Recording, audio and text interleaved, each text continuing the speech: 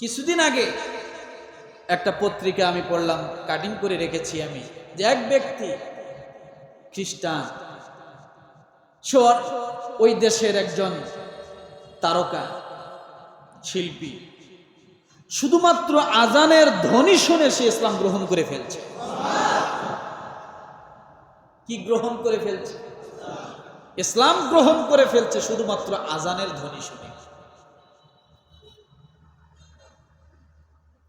তাহলে বোঝা গেল আজান হৃদয়ে লাগে। আজান কোথায় লাগে? আজানটাও হেদায়েতের বাণী। কিসের বাণী? কারণ এর থেকে বড় হেদায়েতের বাণী আর হয় না। কেমনে জানেন? আল্লাহু আকবার, আল্লাহু আকবার। এলানটা কিসের? আল্লাহ বড়, আল্লাহ বড়, তাওহীদের এলান। আশহাদু আল্লা ইলাহা ইল্লাল্লাহ,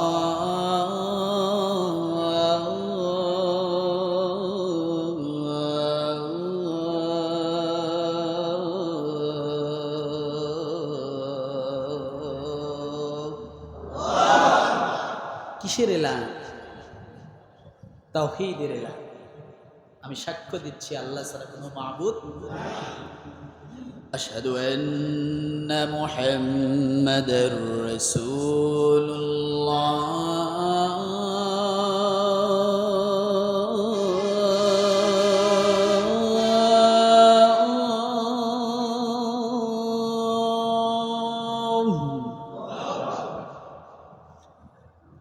أشهد أن محمدا رسول الله.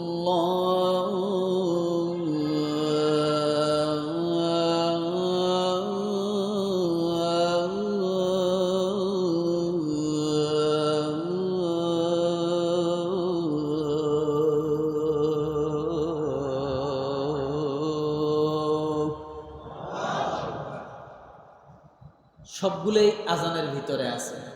আছে না নাই? আল্লাহ বড়, এটা আছে, কালেমায় আছে, আছে না? সব তাওহীদ আল্লাহ তাআলা আজানের ভিতর ঢুকাই দিয়েছেন। সুবহানাল্লাহ। এই জন্য রব্বুল আলামিন ডাক দিয়ে বলেন, নবী ইব্রাহিম, তোমার কাজ হলো আজান দেওয়া। ইব্রাহিম আলাইহিস সালাম কথা বাড়ালেন না, পাহাড়ের চূড়ায় উঠে আজান শুরু করে দিলেন।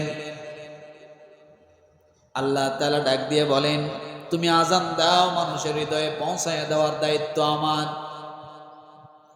রব্বুল আলামিন ওই মানুষগুলো কেমন করে কাবার নিকটে আসবে আল্লাহ সুন্দর করে বর্ণনা করলেন। বিল হজ্জ ইয়াতুকা রিজালান ওয়া আলা কুল্লি দামিরি ইয়াতিনা মিন কুল্লি ফাজ্জিন আমির। রব্বুল আলামিন বলেন, মানুষের মধ্যে হজের ঘোষণা দাও, তারা তোমার কাছে আসবে পায়ে হেঁটে। কিসে? কথা বলেন। তারা তোমার কাছে আসবে পায়ে হেঁটে, এবং দূর দূরান্ত পথ অতিক্রমকারী উঠের পিঠে করে তারা তোমার কাছে আসবে, এবং যেগুলো দীর্ঘ সফরের কারণে দুর্বল রোগাক্রান্ত হয়ে যাবে। এইভাবে আল্লাহ তাআলা বর্ণনা করলেন। হযরত ইব্রাহিম আলাইহিস সালাম আযান দিলেন হজের জন্য। আর যখন মানুষ আসা শুরু করে দিল, ইব্রাহিম আলাইহিস সালামের মনের মধ্যে প্রশ্ন জেগে গেল, হজ করলে কি হবে? এই মানুষগুলো কাবার নিকটে আসলে কি হবে? আল্লাহ তাআলা সূরা হজের 28 নম্বর আয়াতে আল্লাহ বলেন, লিয়াশহাদু মানাফিআ লাহুম ওয়া ইয়াযকুরু ইসমাল্লাহি ফি আইয়ামিম মা'লুমাত।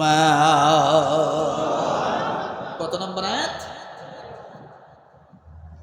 28 নম্বর আয়াতে আল্লাহ বলে, এটা ইব্রাহিম আলাইহিস সালাম মনে একটা প্রশ্ন জাগতেই পারে যে আসলে কি হবে। আল্লাহ তাআলা ইব্রাহিম আলাইহিস সালাম প্রশ্নের উত্তর দিচ্ছেন, লিয়াশহাদু মানাফিআ লাহুম, যাতে তারা তাদের জন্য স্থাপিত কল্যাণসমূহ প্রত্যক্ষ করে এবং নির্দিষ্ট দিনসমূহ আল্লাহর নামের উচ্চারণ করে। তার মানে বোঝা গেল হজ করলে কি হয়? কল্যাণ হয়। জোরে বলেন কি হয়? কি হয়? লিয়াশহাদু মানাফিআ লাহুম, তারা যদি হজ করে তারা কল্যাণকামী হবে, তাদের কল্যাণ হবে। এরপরে বলা হয়েছে যে ওয়ায়াযকুরুসমাল্লাহ, হজটা হলো আল্লাহর জিকির। হজটা কি? হজটা কি? আল্লাহর জিকির।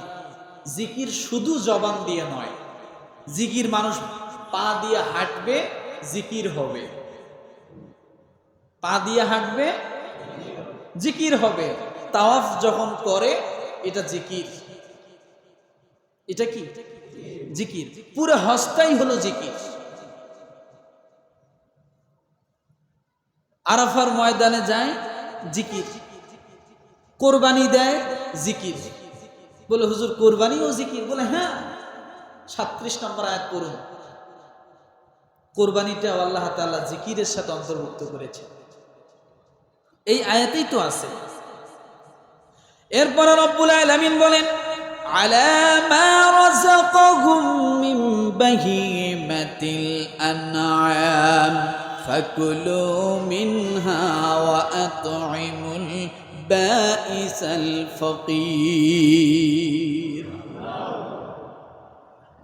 জিকির করো, এবং এই হজের জিকিরের পরে আল্লাহ বলেন আলা মা রাযাকাহুম মিন বাহিমাতিল আনআম, ওই কুরবানি যে তোমরা দিবা, হজের পরে যে কুরবানি আছে, এই কুরবানিটাও জিকির। সুবহানাল্লাহ বলে।